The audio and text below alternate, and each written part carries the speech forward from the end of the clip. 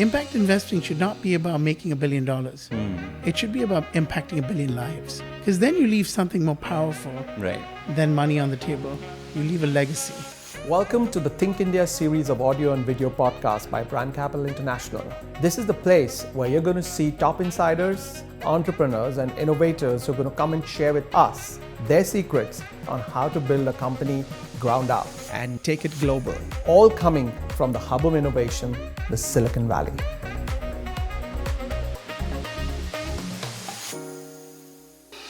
Hello everyone and welcome back to another episode of Think India series with Brand Capital International.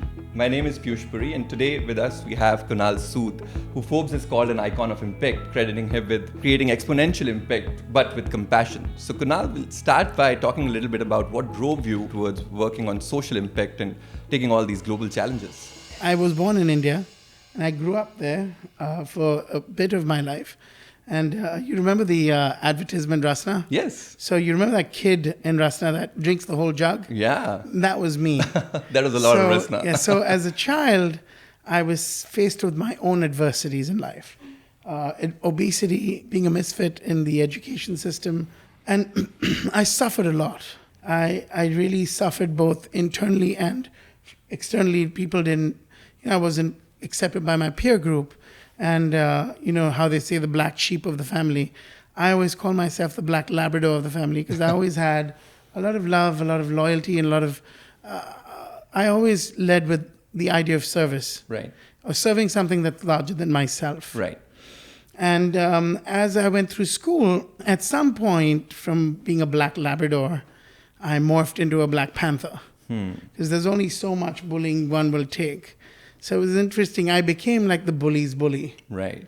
To protect myself. Right. So I became the protector, or the guardian. And that experience is what taught me compassion.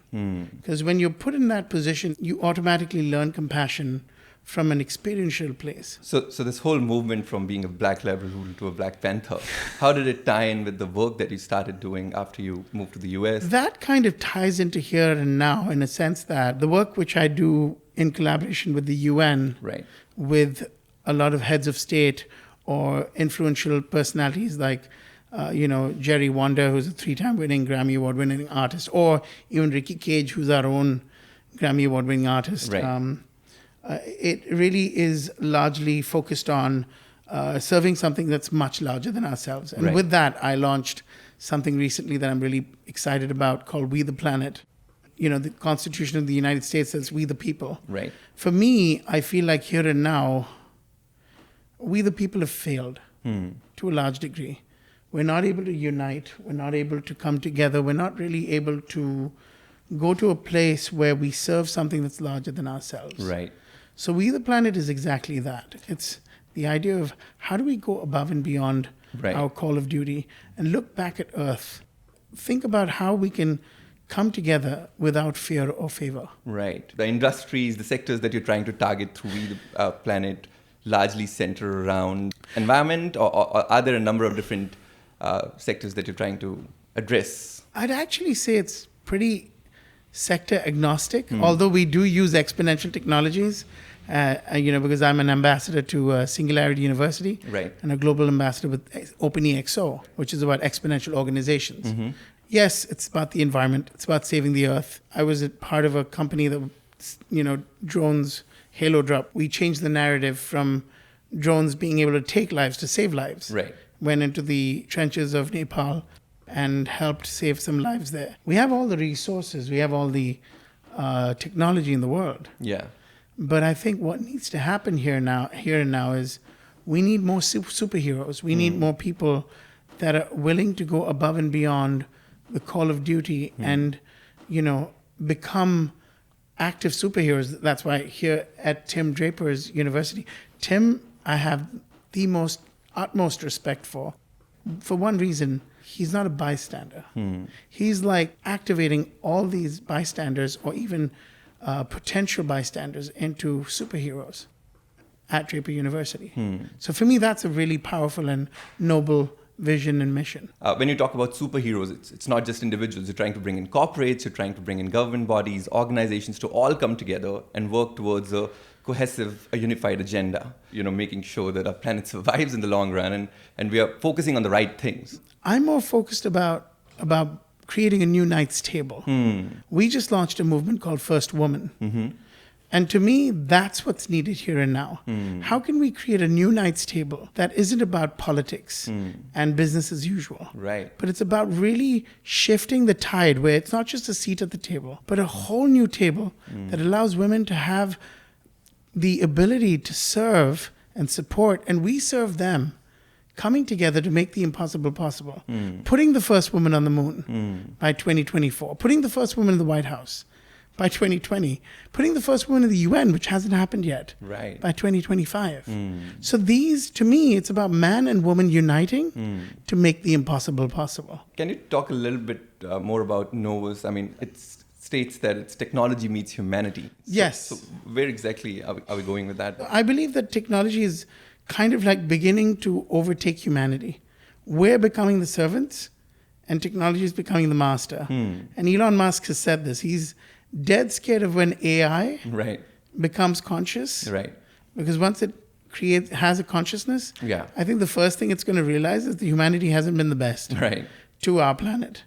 For me, the future of our world depends on extraordinary citizenship. And for that, I think humanity is at the core of that. Finding our humanity again and really using that in a way that technology serves us and we serve technology so that we have the future we want. And we're proud when we get there. Right. I just want to segue into a specific subject we wanted to talk about, which is essentially of impact investing, social impact investing. And according to a McKinsey report, even though the numbers have been slowly growing, it's somewhere in the vicinity of $300 billion that will be invested in social impact investing by 2020. It's still a very small percentage of the overall PE market. So how do you see that changing? I mean, there are these myths that exist that social impact investing is not as profitable, even though these have been debunked. A recent study suggested that around 50 such ventures in India either produced IRRs that were higher than the median numbers or in some instances even beyond 25%. And so how do you see that changing? And also, can they be one of the superheroes in your overall plan? Yeah, I think the superheroes are actually going to not make money. I think, in fact, to be honest with you, impact investment should not make as much money, should not turn as much of a profit. Because if you look around you, that's what's destroyed our society. The fabric of society, everyone wants to be a billionaire. We have to have a different kind of billionaire rise to the surface now. Right. Impact investing should not be about making $1 billion. It should be about impacting 1 billion lives. Because then you leave something more powerful than money on the table. You leave a legacy. Right. To answer your question, yes, $300 billion is a very small market cap.